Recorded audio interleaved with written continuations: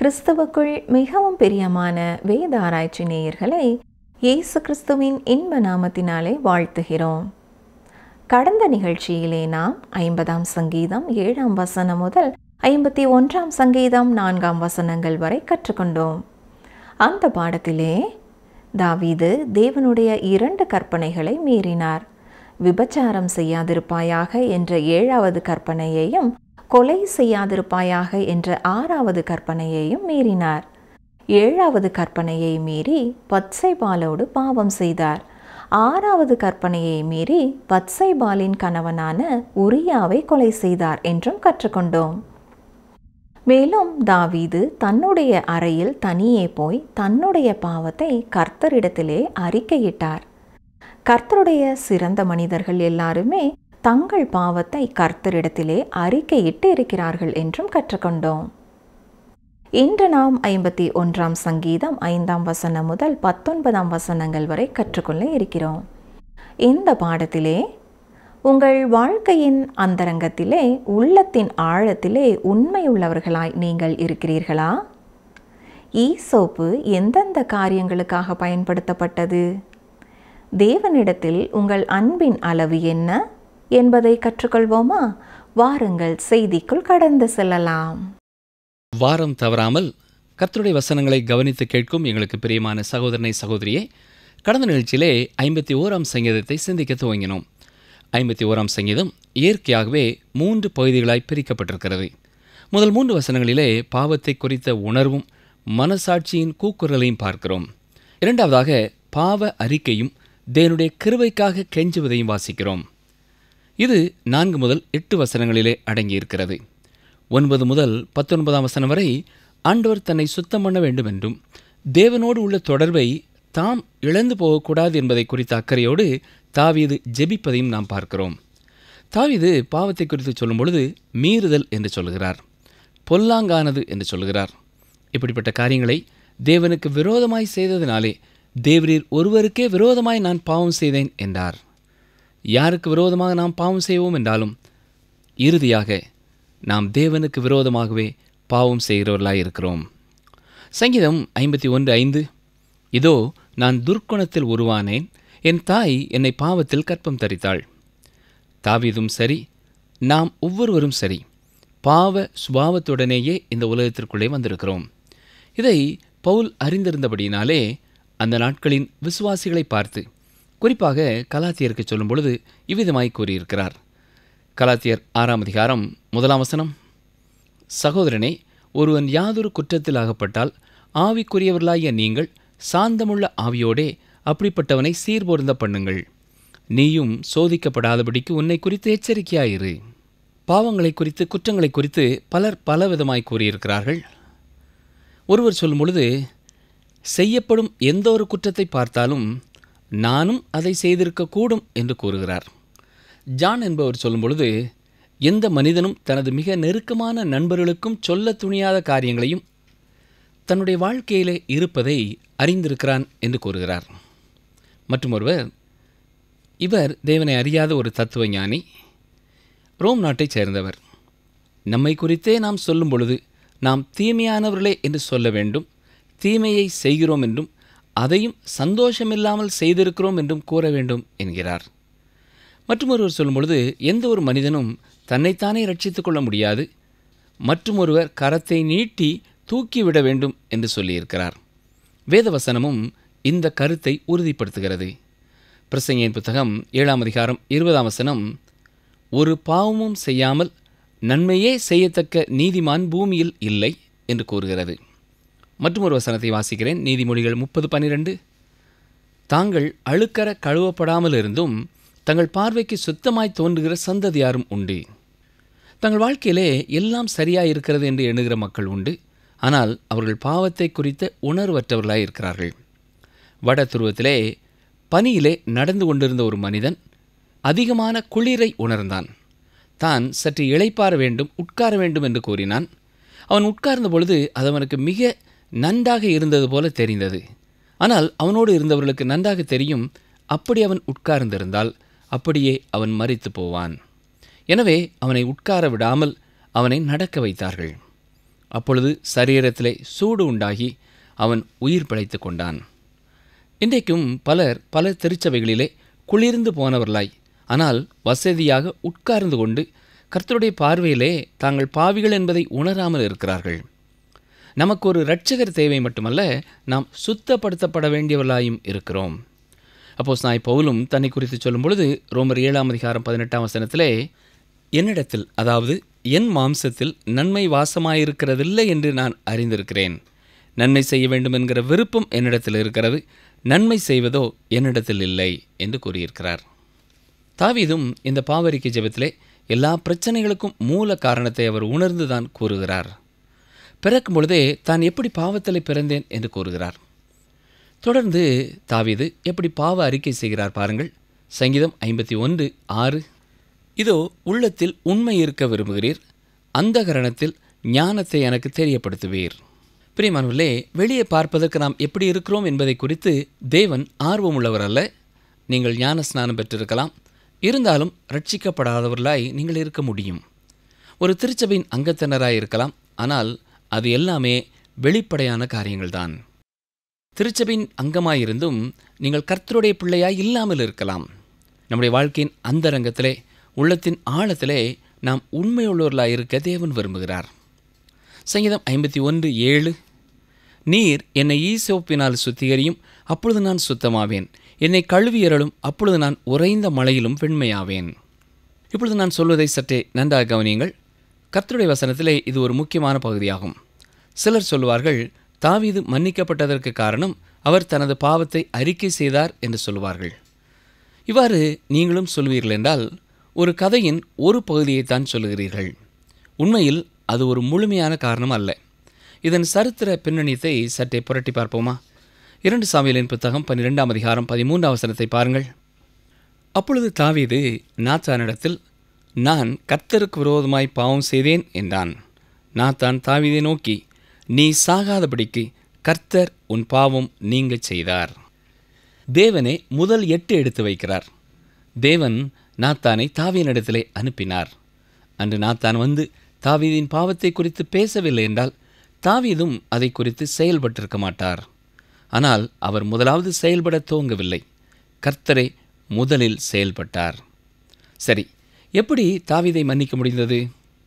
ஏனென்றால் அவர் தன்னை வெளிப்படுத்தியிருக்கிறார். இதை நன்றாக கவனியுங்கள். தேவன் தன்னை குறித்து இஸ்ரவேல் மக்களுக்கு எப்படி வெளிப்படுத்தியிருக்கிறார்? வாசிக்கிறேன். யாத்ராமம் 34:6-7 கர்த்தர் அவனுக்கு முன்பாக கடந்து போகிற போது அவர், கர்த்தர் கர்த்தர், இரக்கமும் கிருபையும் நீடிய சாந்தமும் மகா தயையும் சத்தியமும் உள்ள தேவன், 1000 தலைமுறைகளுக்கு இரக்கத்தை காக்கிறவர், அக்கிரமத்தையும் மீறுதலையும் பாவத்தையும் மன்னிக்கிறவர், குற்றவாளியை குற்றமற்றவனாக விடாமல் பிதாக்கள் செய்த அக்கிரமத்தை பிள்ளைகளிடத்திலும் பிள்ளைகளுடைய பிள்ளைகளிடத்திலும் 3ஆம் 4ஆம் தலைமுறை மட்டும் விசாரிக்கிறவர் என்று கூறினார். ஒருவேளை சிலர் கேட்கலாம், 3ஆம் 4ஆம் தலைமுறை மட்டும்தானா? இல்லை, அது தொடர்ந்து செல்கிறதா இருக்கிறது. ஒரு மனிதன் காணக்கூடியவை அவ்வளவுதான். பிரியமானவர்களே, இந்த வசனங்களிலே ஒன்றுக்கொன்று எதிராக இருக்கிற ஒரு காரியத்தை நீங்கள் கவனித்தீர்களா? தேவன் பாவத்தை மன்னிக்கிறேன் என்று சொல்கிறார், இரக்கத்தை காட்டுவேன் என்று சொல்கிறார். தொடர்ந்து தன்னை குறித்து அவர் சொல்லும் பொழுது குற்றவாளியை குற்றமற்றவனாக விடாமல் என்றும் சொல்லுகிறார். இப்பொழுது மீண்டுமாக 51ஆம் சங்கீதத்திலே தாவீது சொல்வதையும் கவனியுங்கள். நீர் என்னை ஈசோப்பினால் சுத்திகரியும், அப்பொழுது நான் சுத்தமாவேன். என்னை கழுவியறலும், அப்பொழுது நான் உறைந்த மழையிலும் வெண்மையாவேன். ஈசோப் என்பது ஈரமான பாறைகளிலே வளர்கிற ஒரு செடி. ஆர்வம் தரக்கூடிய ஒரு காரியம் என்னவென்றால், பென்சிலின் மருந்து இந்த செடியிலிருந்து எடுக்கப்படுகிறதாம். ஆனால் ஈசோப்பு பென்சிலின் செய்யக்கூடாததையும் செய்கிறது. பென்சிலின் மருந்தினாலே பாவத்தை குணமாக்க முடியாது. பழைய ஏற்பாட்டிலே ஈசோப்பு 3 காரியங்களுக்காக பயன்படுத்தப்பட்டது. முதலாவதாக, தேவன் இஸ்ரவேல் ஜனங்களை எகிப்திலிருந்து விடுதலை செய்யும் பொழுது பஸ்கா அன்று ஒரு முக்கியமான காரியத்தை செய்யும்படியாய் சொன்னார். ஒரு ஆட்டுக்குட்டியை எடுத்து அதை அடித்து அதன் இரத்தத்தை ஒரு பாத்திரத்தில் எடுத்து வீட்டின் முன்னாலே போய் நின்று வாசல் கதவுகளிலேயும் நிலைகளிலேயும் ஈசோப்பு செடியை கொண்டு தெளிக்கும்படியாய் கூறியிருக்கிறார். செய்துவிட்டு அவர்கள் வீட்டிற்குள்ளே போய்விட வேண்டும். இரண்டாவதாக, ஒரு குஷ்டரோகியை சுத்தம் செய்யும் சடங்கை நிறைவேற்றும் பொழுது 2 குருவிகளை குறித்து கூறியிருக்கிறார். ஒன்று கொல்லப்பட வேண்டும். உயிரோடு இருக்கும் குருவியை ஊற்றின் நீரின் மேலே கொல்லப்பட்ட குருவியின் இரத்தத்திலே ஈசோப்போடு சேர்த்து தோய்த்து உயிரோடு இருக்கும் குருவியை பறக்கவிட வேண்டும். இது இயேசு கிறிஸ்துவின் மரணத்தையும் உயிர்த்தெழுதலையும் முன்னறிவிக்கிறது. இஸ்ரவேல் ஜனங்களின் வனாந்தர பிரயாணத்திலே யாராவது பாவம் செய்வார்கள் என்றால் அங்கே அவர்களுக்காக பிரயாணத்தை நிறுத்தி ஆசரிப்பு கூடாரத்தை அமைத்து அவர்களுக்கான பாவ நிவாரணம் செய்ய முடியாது. இந்த நேரத்திலே பாவ நிவாரணம் செய்யப்படுவதற்காக எண்ணாமும் 19ஆம் அதிகாரத்திலே கர்த்தர் கொடுத்திருக்கிற கட்டளையிலே பாவ நிவாரணம் செய்யப்பட ஈசோப்பு செடி பயன்படுத்தப்பட்டிருக்கிறது. அந்த பலியின் விளைவாக மன்னிப்பு கொடுக்கப்படுகிறது. இப்பொழுது இதற்கான விளக்கத்தை கற்றுக்கொள்ள வேண்டும் என்றால் சிலுவையையும் நாம் சிந்தித்து பார்க்க வேண்டும். சிலுவையிலே தேவனுடைய குமாரன் என்ன கூறினார்? என் தேவனே, என் தேவனே, ஏன் என்னை கைவிட்டீர் என்றார். ஏன் அவர் அதை சொன்னார்? நன்றாக கவனியுங்கள். வேறு எந்த வகையிலேயும் தேவன் பாவிகளை சுத்தம் செய்ய முடியாது. அவர் அவ்வாறு செய்ய போகிறதும் இல்லை. இயேசு சிலுவையிலே தொங்கிய பொழுது நமக்காக அவரே பாவமாக்கப்பட்டார். அவர் எந்த பாவத்தையும் அறியாதவர். நாம் நீதிமான்களாகும்படி அவர் நமக்காக பாவமாக்கப்பட்டார். தேவன் ஆபிரகாமின் மகனை தப்பவிட்டார். ஆனால் தேவன் தனது சொந்த மகனை தப்ப விடாமல் என்னுடைய பாவத்திற்காகவும் உங்களுடைய பாவத்திற்காகவும் பூரணமாய் ஒப்பு கொடுத்தார். மற்றபடி தேவன் பாவத்தை மன்னித்து நமது குற்றத்தை அகற்ற முடியாது. இந்த உலகத்திலே காணப்படும் நீதிமன்றத்தைப் போல அவர் செயல்படுகிறதில்லை. தேவன் பாவத்தை வெறுக்கிறவர். அவர் பாவத்தை தண்டிக்கிறவர். சிலுவையிலே இருந்து இயேசு சொல்லும் பொழுது, பிதாவே இவர்களுக்கு மன்னியும் என்றார். எப்படி அவர்களை அவர் மன்னிக்க முடியும்? எப்படி ஆயிரங்களுக்கு தனது இரத்தத்தை கொடுக்க முடியும்? எப்படி அவர் பாவத்தை மன்னிக்க முடியும்? எப்படி அவர் தாவீதை மன்னிக்க முடியும்? என்னையும் உங்களையும் எப்படி அவர் மன்னிக்க முடியும்? பாருங்கள், எபேசியர் 1ஆம் அதிகாரம் 7ஆம் வசனம். அவருடைய கிருபையின் ஐஸ்வரியத்தின்படியே இவருடைய இரத்தத்தினாலே பாவ மன்னிப்பாகிய மீட்பு இவருக்குள் நமக்கு உண்டாயிருக்கிறது. புதிய ஏற்பாட்டிலே எந்த இடத்திலே மன்னிப்பை குறித்து சொல்லப்பட்டிருந்தாலும் அதற்கு அருகிலே இயேசுவின் இரத்தத்தை குறித்தும் சொல்லப்பட்டிருக்கும். இயேசுவின் மரணம் இல்லாமல் வேறு எந்த அடிப்படையிலேயும் தேவன் பாவத்தை மன்னிக்கிறதில்லை. தேவன் பெரிய இருதயமுடையவராய் இருக்கிறபடினாலே அவர் பாவத்தை மன்னிக்கவில்லை. அவருடைய குமாரன் பாவத்திற்கான தண்டனையை ஏற்றுக்கொண்டபடினாலே அவர் நம்முடைய பாவத்தை மன்னிக்கிறார். இப்பொழுது தனது 2 கரங்களையும் விரித்தவராக, நான் இரக்கத்தை காண்பிக்கிறேன், ஏனென்றால் என்னுடைய குமாரன் உனக்காக மரித்து விட்டார் என்று சொல்கிறார். கர்த்தருடைய இருதயத்திற்கான வழியை தாவீது அறிந்திருந்தபடினாலே தான், கர்த்தாவே, நீர் என்னை ஈசோப்பினால் சுத்திகரியும், அப்பொழுது நான் சுத்தமாவேன். என்னை கழுவியருளும், அப்பொழுது நான் உறைந்த மழையிலும் வெண்மையாவேன் என்றார். தொடர்ந்து சங்கீதம் 51:9 வாசிக்கிறேன். என் பாவங்களை பாராதபடிக்கு நீர் உமது முகத்தை மறைத்து என் அக்கிரமங்களை எல்லாம் நீக்கியருளும். பொதுவாக நீண்ட தூரம் பிரயாணம் செய்யும்பொழுது கவனிக்க வேண்டிய காரியங்கள் வெளியிடப்பட்டிருக்கும் ஒரு புத்தகத்திலே, எல்லா கரையையும் நீக்கக்கூடிய ஒரு திரவத்தை எடுத்துக்கொள்ளுங்கள் என்று உலக பிரகாரமாய் சொல்லப்படுகிறது. நம் ஒவ்வொருவருக்கும் நம்முடைய பாவ கரையை நீக்கும் ஒரு பரிகாரம் தேவை. தாவீதுக்கும் அது தேவையானதாய் இருந்தது. வசனம் 10. தேவனே, சுத்த இருதயத்தை என்னிலே சிருஷ்டியும், நிலைவரமான ஆவியை என் உள்ளத்திலே புதுப்பியும். நன்றாய் கவனியுங்கள். இங்கேயும் சிருஷ்டியும் என்ற வார்த்தையை பார்க்கிறோம். இதே வார்த்தையைத்தான் ஆதியாகமம் 1ஆம் அதிகாரம் 1ஆம் வசனத்திலேயும், ஆதியிலே தேவன் வானத்தையும் பூமியையும் சிருஷ்டித்தார் என்று வாசித்திருக்கிறோம். சிருஷ்டித்தார் என்றால் வெறுமையிலிருந்து, அதாவது ஒன்றுமில்லாமையிலிருந்து தேவன் உருவாக்குவதை குறிப்பிடுகிறது. ஆண்டவரே, சுத்தமான ஒரு இருதயத்தை என்னுடைய வாழ்க்கைக்காக நீர் உருவாக்கியருளும் என்று கேட்கிறார். எனக்கு ஒரு புதிய இதயம் தேவை ஆண்டவரே. அதுதான் தாவீதின் ஜெபம். புதுப்பித்தலை குறித்தோ மறுமலர்ச்சியை குறித்தோ அவர் பேசவில்லை. புதிய ஒரு காரியத்தை கேட்கிறார். கர்த்தருக்காக பிரசங்கிக்கும் ஊழியர்கள் சிலர் பிரசங்கிக்கும் பொழுது, உங்கள் இருதயத்தை கர்த்தருக்கு கொடுங்கள், கர்த்தருக்கு கொடுங்கள் என்று பிரசங்கிப்பதை கேட்டிருப்பீர்கள். உங்கள் அழுக்கான கந்தையான இருதயத்தை கொண்டு அவர் என்ன செய்ய போகிறார்? யாருடைய இருதயத்தையும் அவர் கேட்கவில்லை. அதற்கு பதிலாக அவர் புதிய ஒரு இருதயத்தை உங்களுக்கு தர விரும்புகிறார். தேவனே, சுத்த இருதயத்தை என்னிலே சிருஷ்டியும் என்பதுதான் தாவீதின் ஜெபம். எபேசியர் 2 அதிகாரம் 10 பாருங்கள். நற்கிரியைகளை செய்கிறதற்கு நாம் கிறிஸ்து இயேசுவுக்குள் சிருஷ்டிக்கப்பட்டு தேவனுடைய செய்கையாய் இருக்கிறோம். மேலும் 2 கொரிந்தியர் 5:17 வாசிக்கிறேன். ஒருவன் கிறிஸ்துவுக்குள் இருந்தால் புது சிருஷ்டியாயிருக்கிறான், பழையவைகள் ஒளிந்து போயின, எல்லாம் புதிதாயின. ஆம் பிரியமானவர்களே, கர்த்தரே உங்களுக்கு ஒரு புதிய இருதயத்தை கொடுப்பாராக. தாவீது மற்றும் ஒரு காரியத்தையும் கர்த்தரிடத்திலே வேண்டிக் கொள்கிறார். பாருங்கள், சங்கீதம் 51:11, உமது சமூகத்தை விட்டு என்னை தள்ளாமலும் உமது பரிசுத்த ஆவியை என்னிடத்திலிருந்து எடுத்துக்கொள்ளாமலும் இரும். தாவீது தேவனுடைய மனிதனாய் இருக்கும்படியாக அவன் அரசனான பொழுது பரிசுத்த ஆவியானவர் அவன் மேல் வந்து தங்கினார். ஆனால் இன்று எந்த ஒரு கிறிஸ்தவனும் இந்த ஜெபத்தை செய்ய வேண்டும் என்பது அவசியமில்லை. ஏனென்றால் பரிசுத்த ஆவியானவர் உங்களிடத்திலே வந்து தங்குவார் என்றால் அவர் உங்களை விட்டு விலகுவதும் இல்லை, உங்களை கைவிடுவதும் இல்லை. நீங்கள் ஒருவேளை அவரை துக்கப்படுத்தலாம், பரிசுத்த ஆவியை அணைத்து போடக்கூடிய காரியங்களை செய்யலாம், ஆனால் நீங்கள் அவரை விரட்டிவிட முடியாது. ஒரு வசனம் வாசிக்கிறேன், கவனியுங்கள். எபேசியர் 4 அதிகாரம் 30 அன்றியும் நீங்கள் மீட்கப்படும் நாளுக்கென்று முத்திரையாக பெற்ற தேவனுடைய பரிசுத்த ஆவியை துக்கப்படுத்தாதிருங்கள். எனவே எந்த கர்த்தருடைய பிள்ளையும் பரிசுத்த ஆவியானவரை இழந்து போக முடியாது. என்றாலும் அவரை செயல்பட முடியாமல் செய்துவிட முடியும். அதுதான் தாவீதின் வாழ்க்கையிலேயும் நடைபெற்றது. அவர் இங்கே கேட்பது என்னவென்றால், தொடர்ந்து பரிசுத்த ஆவியானவர் தன்னுடைய வாழ்க்கையிலே செயல்பட வேண்டும் என்று ஜெபிக்கிறார். சங்கீதம் 51:12, உமது இரட்சணியத்தின் சந்தோஷத்தை திரும்பவும் எனக்கு தந்து உற்சாகமான ஆவி என்னை தாங்கும்படி செய்யும். தாவீது தன்னுடைய இரட்சிப்பை இழந்து போகவில்லை, இரட்சிப்பின் சந்தோஷத்தை தான் இழந்து போனார். தேவனோடு உள்ள உறவு மீண்டும் சரி செய்யப்பட வேண்டும் என்று வாஞ்சிக்கிறார். கெட்ட குமாரன் கண்டுகொண்டது போல பிதாவின் வீட்டை விட்டு தூரம் போகும் பொழுது அங்கே உண்மையான சந்தோஷம் இல்லை என்பதை தாவீதும் கண்டுகொண்டார். ஒரு குறிப்பிட்ட காரணத்திற்காகவே இது எல்லாம் தனக்கு வேண்டும் என்று வாஞ்சித்தார். அது என்ன காரணம்? சங்கீதம் 51:13 15 வாசிக்கிறேன்.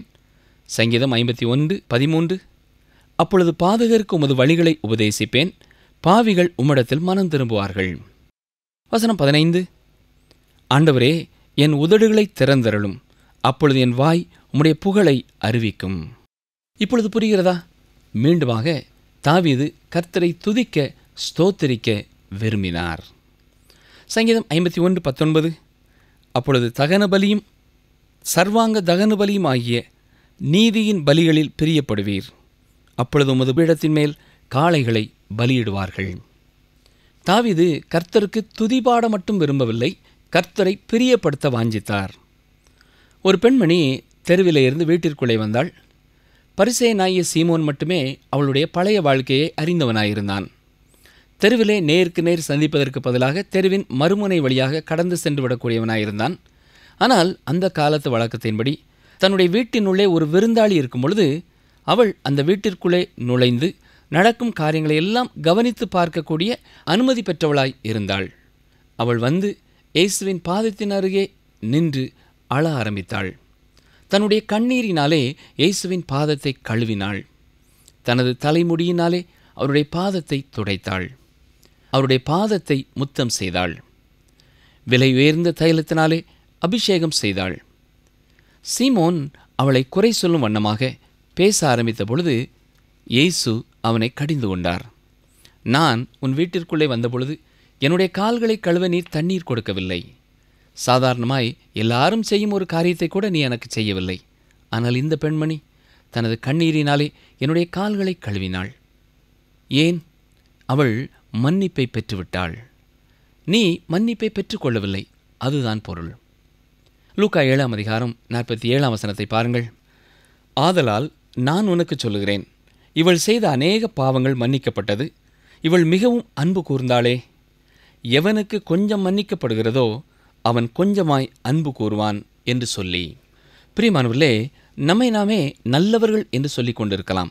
ஆனால் நாம் அவர் முன் குற்றவாளிகளாய் இருக்கிறோம் என்பதை நமக்கு சுட்டி காட்டுகிறார்.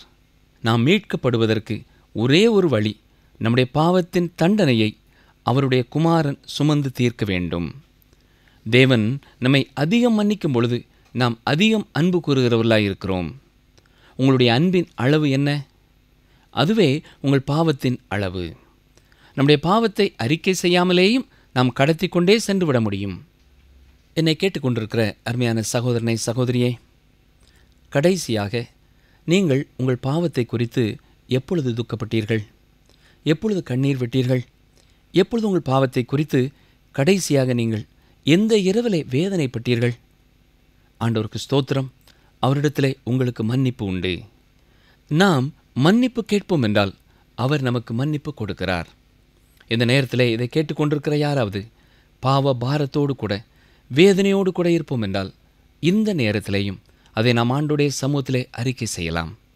நம்முடைய பாவங்களை நாம் அறிக்கையிட்டால் பாவங்களை நமக்கு மன்னித்து எல்லா அநியாயத்தையும் நீக்கி நம்மை சுத்திகரிப்பதற்கு கர்த்தர் உண்மையும் நீதி முழுவராயிருக்கிறார்.